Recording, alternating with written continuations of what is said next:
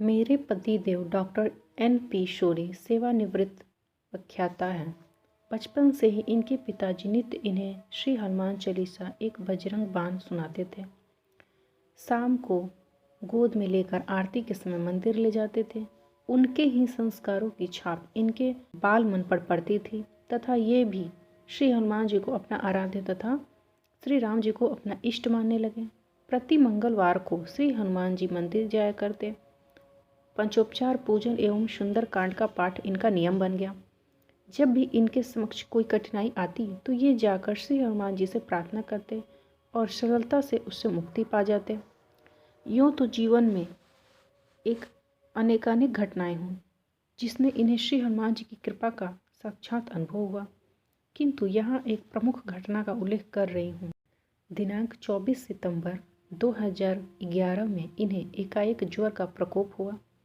ये स्वयं भी एक अच्छे होम्यो चिकित्सक हैं और लगभग 24 वर्षों से प्रैक्टिस करते हैं, किंतु ज्वर का प्रभाव मस्तिष्क पर इतना हुआ कि इनकी सोचने समझने की शक्ति भी चली गई।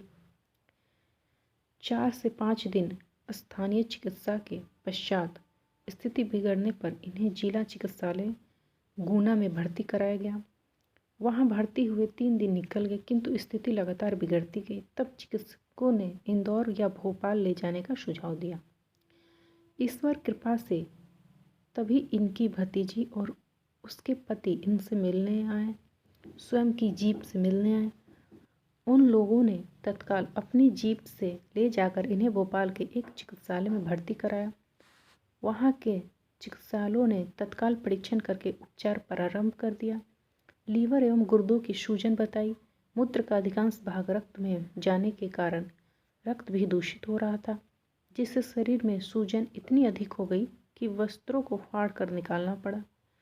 सारे शरीर में लाल काले धब्बे पड़ गए। पूरा शरीर लकवे जैसी और मस्तिष्क चेतना शून्यता की स्थिति में था। हमारी पुत्री जो कि पूना में थी, समाचार सुनकर तत्काल भोपाल आ गई। हम दोनों दिन रात इनकी परिचर्या में लगे रहे। इस प्रकार 8 से 10 दिन चिकित्सालय में निकल गए, किंतु स्थिति में सुधार नहीं हो पा रहा था। इनकी चिकित्सा में लगे चिकित्सक भी अत्यंत चिंतित थे कि इतने प्रयासों के बाद भी सुधार क्यों नहीं हो रहा है। चिकित्सालय प्रांगण में एक और श्री राधा कृष्ण एवं श्री हनुमान जी के मंदिर थे। मैं वहां प्रतिदिन स्नान के बाद जाती और श्री हनुमान जी से प्रार्थना करती तथा उनकी विभूति लाकर इनके शरीर पर लगाती और खिलाती। एक दिन चिकित्सकों ने कहा कि इतने प्रयास के बाद भी कोई अंतर नहीं आ रहा है, अतः इसे गहन चिकित्सा इकाई ICU में ले जाना पड़ेगा। इतना सुनते ही मैं घबरा गई और तत्काल भागी भागी श्री हनुमान जी के मंदिर में जाकर रो रो कर भाव विह्वल हो सिर पटक पटक कर काफ़ी समय तक प्रार्थना करती रही। उसके पश्चात विभूति लाकर इनको खिलाई तथा शरीर पर भी लगाई और बोली, अपनी तो यही दवा है और मैं देखती हूँ कि श्री हनुमान जी कैसे नहीं सुनते।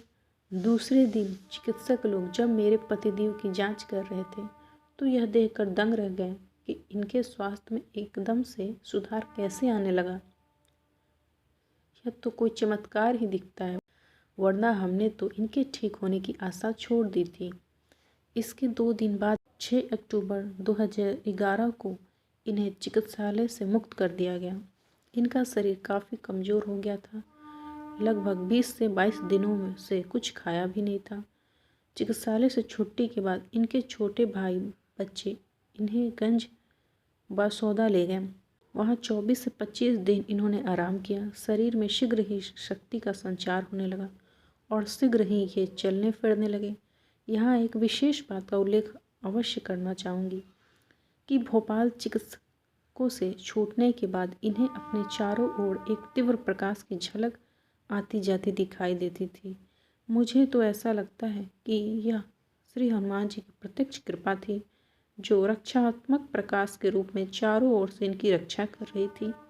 अंत में मैं यह विश्वासपूर्वक कहना चाहती हूँ कि श्री हनुमान जी इस कली काल के साक्षात देव हैं, जो भक्ति और श्रद्धा के साथ पुकारने पर अवश्य आते हैं और रक्षा करते हैं। बस आवश्यकता है उन्हें भाव विह्वल होकर पुकारने मात्र की। आई होप कि ये सत्य घटना आपको अच्छी लगी है। यदि अच्छी लगी है तो हमारे चैनल को सब्सक्राइब करें, लाइक करें, कमेंट करें मिलते हैं एक ऐसी सत्य और रोचक घटना के साथ नेक्स्ट अगली वीडियो में। तब तक के लिए जय श्री राम।